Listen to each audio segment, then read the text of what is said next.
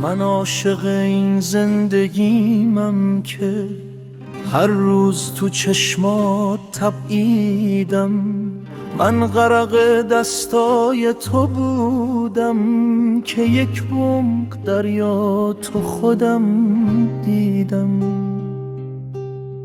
من رو به دریا زندگی کردم، سمت تو دیدم رد پاهامو، تو موج موهای تو فهمیدم موهات مشکی کرده دنیامو.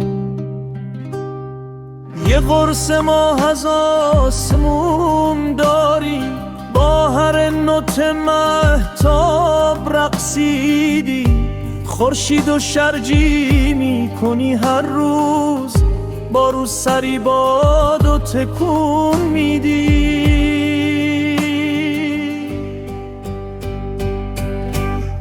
رو گونه هام لبخند میریزی، با گریه های من هماغوشی، تو ساحلت دنیامو میگردی، تو ساحلت دردامو میپوشی.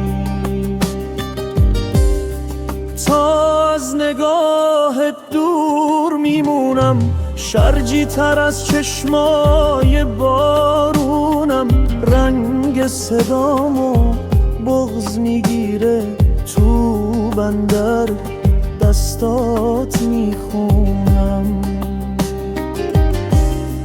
من رو به دریا زندگی کردم، سمت تو دیدم رد پاهامو، تو موج موهای تو فهمیدم موهات مشکی کرده دنیا.